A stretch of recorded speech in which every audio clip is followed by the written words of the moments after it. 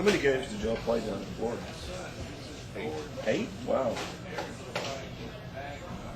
How's Grayson doing? He's good. He's socking it up. What is like right now? He's in middle school, right? He's in the 6th grade. Are they doing soccer right now? Well, the girls play in the fall and the boys play in the spring. And he was the last one cut on the basketball team, so I think he gets to try it again. He's been working with Andres or Yeah? So maybe. He doesn't have the coordination of basketball that he has in soccer. It's really weird. Yeah, it's just weird. He thinks too much. Yeah. When he plays soccer, he just plays. Yeah, Judy was with him the Jill one day. She was like, Grayson's so smart. Well, I mean, he's like, he's no, so he smart. is. Yeah. He challenges me about once a day. I'm like, what? We had a bird and a bee. I could not believe. But I told him, I said, I'll answer anything you ask me, not anything else. And he was really asking some very good, direct questions. Yeah, all fine. Back with Coach Jason Simpson. Chowhawk football again Thursday night, Chattanooga. Coach, let's talk about the team, then we'll talk about the schedule, and then we'll talk about the matchup coming up with Chattanooga. First of all, offensively, everyone has been asking me about the quarterback position. You've had some scrimmages under your belt, and boy, I tell you what, Jared Neal has come on strong. Well, I tell you, we've got 5 quarterbacks in our quarterback room, and I'm very happy with the athletes that we have at that position. And 3 guys that are older right now are getting all the work, and it's Jared Neal, Dylan Favre, and Todd Rice, and all 3 of them have a certain skill set, and really throw the ball. A couple of Dylan's probably a little bit more mobile than the other 2, but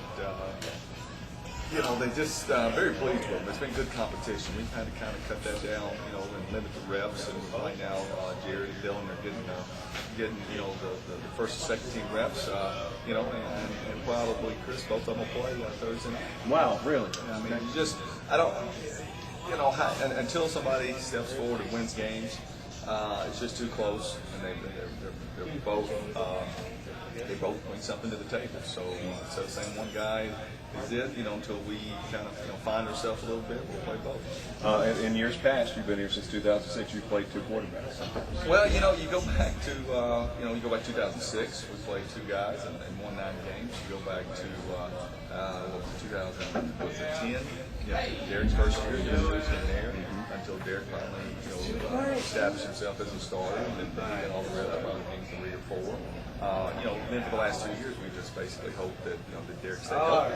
So now we have several guys that are capable, and it's difficult in reps in practice, but when you talk about every rep counting for every quarterback, you're charting everything, and it's been fun to watch the competition. It's interesting how I think competition can really drive some players and make them a lot better, and I guess others it might hurt them somehow psychologically. I think so. I think sometimes you favorite over there, position, you try to complete every pass, you try to make the big play, you try to do things that instead of just making a routine play.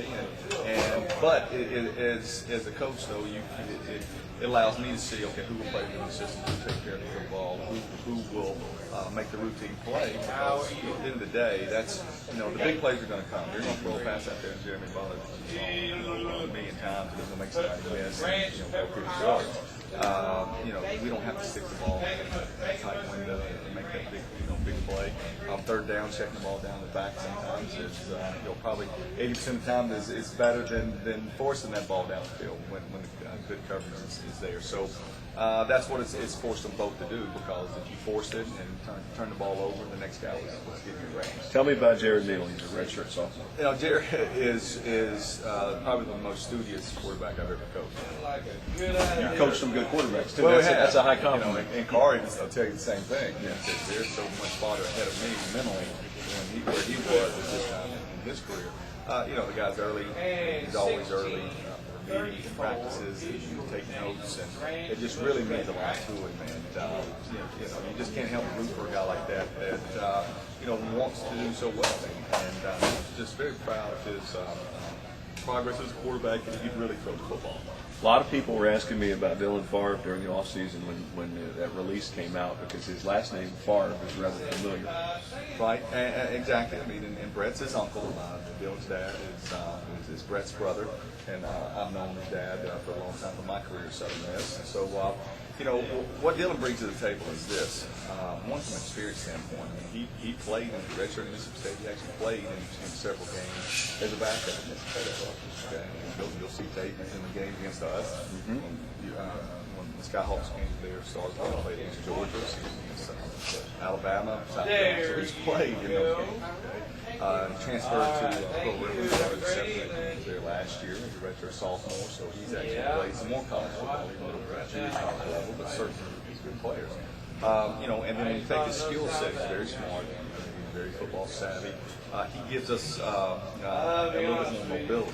He'll take off and run. You know, he's more of he's kind of a Doug Flutie type guy. You know, he's kind of an OVC Tommy Mansell, and not trying to make it, you know, put too much pressure on him, but he does. It's exciting when he gets the ball and he takes off and makes big plays, and you know, and he's done a great job. And he's turned the ball over one time in camp. Where in the spring he had multiple, you know, many turnovers trying to do too much, and now he's kind of playing within the system when the plays are there to make.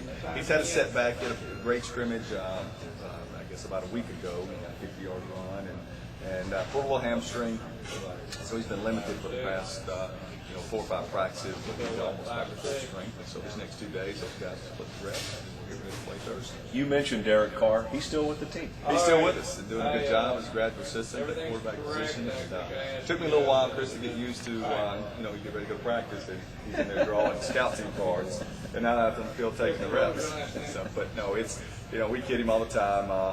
You go from a hero to a zero. Right. And but he's really an outstanding coach, and it's fun to watch him. He's got a recruiting area, he recruits in the Kentucky area, and his job is to sign some players for us as well. So it's good when him and Joyce McNair to keep them both in the program. The program means a lot to them. We actually have 4 current players on our staff. Joyce and Derek. Jordan Hankins is now coaching linebackers, who played here.